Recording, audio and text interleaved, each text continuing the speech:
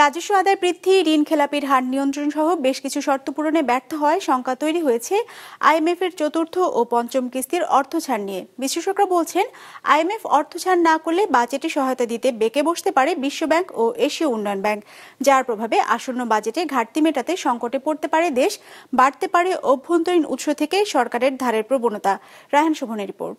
250-টিরও বেশি design option নিয়ে Walton smart fridge, বোঝে আপনার প্রয়োজন। 2024-এর জানুয়ারিতে বাংলাদেশকে $470 কোটি ঋণ অনুমোদন দেয় আইএমএফ, যার মধ্যে প্রথম কিস্তিতে সংস্থাটি ছাড় করেছিল $47.62 লাখ। এরপর দ্বিতীয় কিস্তিতে ছাড় করা হয়েছিল আরও $68 কোটি অর্থ। সবশেষ গেল বছরের জুনে বাংলাদেশ পেয়েছে $115 কোটি। চলতি বছরের ফেব্রুয়ারিতে চতুর্থ কিস্তির $64 কোটি অর্থ ছাড়ের কথা ছিল। শর্ত ছিল বাড়াতে হবে রাজস্ব আদায়, মুদ্রানীতি করতে হবে সংকোচনমূলক, নিয়ন্ত্রণ করতে হবে মূল্যস্ফীতি, বিনিময় হার হতে হবে বাজারমুখী। এর মধ্যে দুটি শর্তের অগ্রগতি নিয়ে সন্তুষ্ট হতে পারেনি আইএমএফ। ফেব্রুয়ারিতে অর্থ ছাড় না হলেও জুনে একসঙ্গে চতুর্থ ও পঞ্চম কিস্তির $110 কোটি অর্থ ছাড়ের আশা করেছিল সরকার। এই অর্থ প্রাপ্তির ক্ষেত্রে আগের শর্তগুলোর পাশাপাশি চলতি অর্থবছর 0.5% পয়েন্ট রাজস্ব আদায় বাড়ানোর শর্ত ছিল অন্যতম।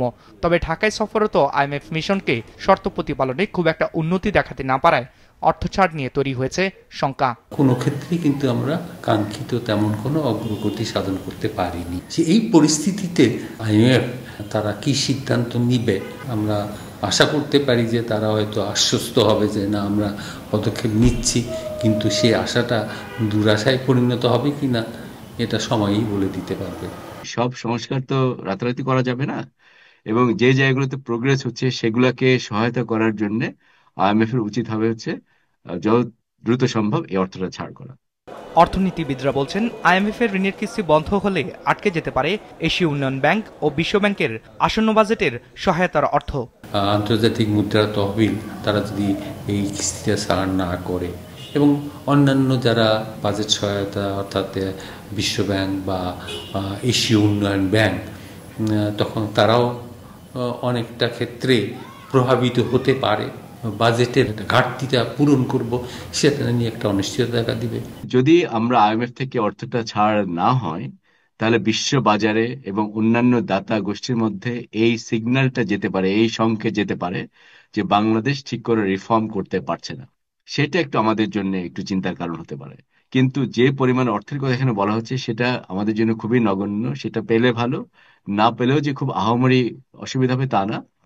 বৈদেশিক উৎস থেকে বাজেট সহায়তা পাওয়া না গেলে অভ্যন্তরীণ উৎস থেকে সরকারের ধারের প্রবণতা বাড়াতে হবে, যার ফলে বেসরকারি খাতের ঋণের প্রবাহ বাধাগ্রস্ত হতে পারে বলে মত তাদের। যদি সরকার বেশি ঋণ গ্রহণ করে সাময়িকভাবে, তখন বেসরকারি খাতে ঋণের প্রবাহ কমতে বাধ্য, যেটা আমাদের অর্থনীতিকে অনেকটাই আমাদের তার সামর্থ্যকে দুর্বল করে দিবে।